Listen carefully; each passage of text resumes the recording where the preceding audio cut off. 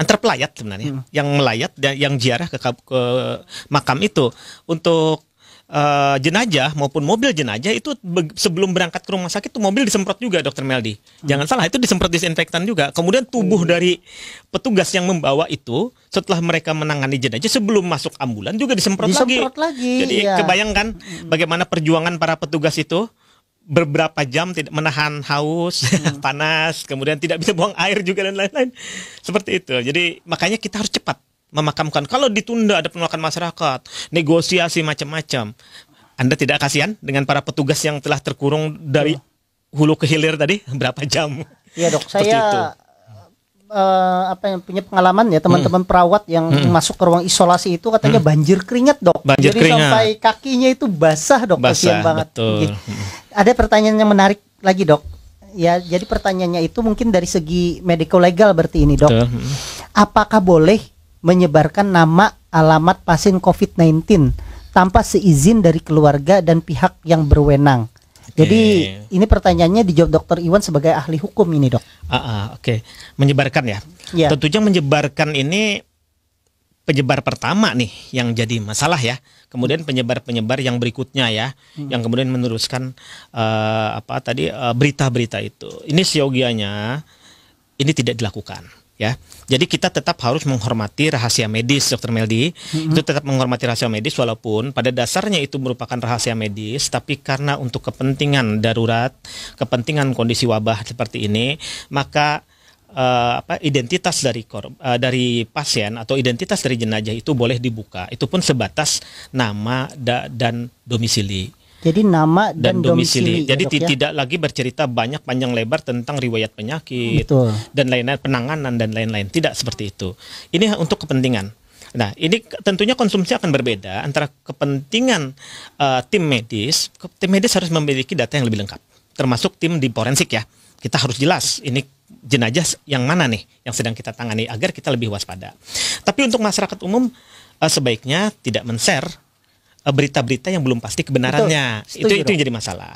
Itu yang jadi masalah karena sharing bukan sebelum sharing ya, sharing sebelum sharing itu. Karena ini bukan dari sumber resmi. Akan lebih baik dan sangat baik kita taat azas, yaitu bersumber dari sumber resmi. Biasanya kita memiliki satu pintu untuk memberikan informasi. Oke. Baik, Dok, pertanyaan lainnya, Dok, dari Bapak Muhammad Afiful Jauhani. Izin bertanya, Dok. Seandainya terdapat ODP ataupun PDP yang meninggal di rumah, itu bagaimana, Dok?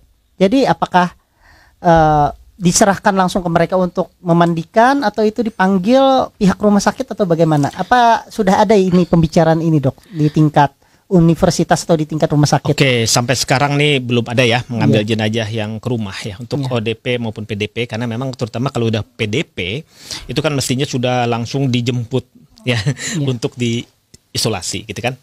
Atau begitu ODP memberat kondisinya, kemudian PDP memberat kondisinya, tentunya kan akan dikirim ke rumah sakit, tidak terlantar di rumah lalu meninggal dunia.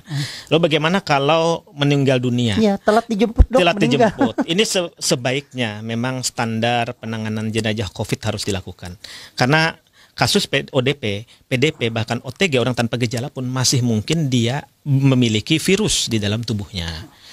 Idealnya kita tangani sebagaimana penanganan COVID positif untuk jenazahnya ya. Berarti ini pembahasan yang harus ini, Dok, harus segera dicari jalan keluarnya. Karena kalau seandainya memang itu PDP, Dok, dan dia itu tiba-tiba memberat kan ringan mungkin, jadi disuruh pulang.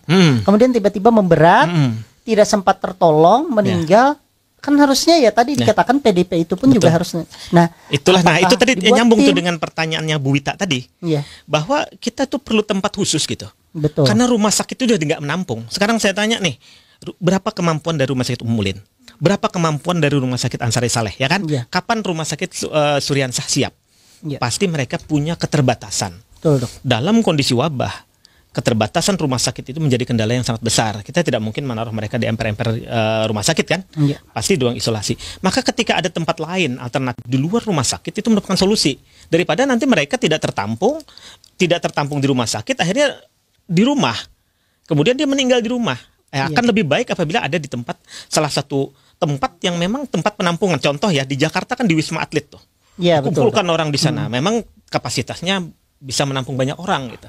Dan tenaga medis juga bisa berkonsentrasi ke sana. Nah ini tadi kenapa saya menjelaskan dan menghimbau kepada masyarakat, kenapa kita perlu itu tempat penampungan seperti itu. Karena kalau tidak tertampung, bagaimana kalau dia di rumah dan rumah sakit sudah tidak mampu? Saya tidak berharap sih kasus COVID-19 positif dan baik ODP, PDP dan semuanya ini jumlahnya makin bertambah. Tapi kita harus berhati-hati. Karena juga kita harus mampu memprediksi ke depan apakah ini akan segera berakhir atau tidak, atau jumlah ini akan masih meningkat atau tidak.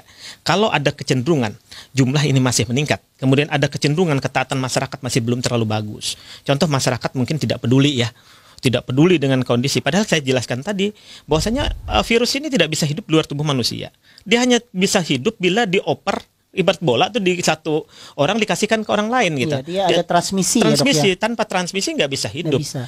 Dan kalau itu tadi udah meninggal tadi kan 8 jam ya, Dok ya? Kurang lebih 8 jam masih bisa. Ada sambil jawab masih memungkinkan, walaupun ada juga yang mengatakan bisa lebih lama dari itu. Jadi kita harus juga tetap berhati-hati gitu kan, karena virus kan masih hidup tuh waktu orang memang benar meninggal, tapi virus kan tidak serta pernah mati.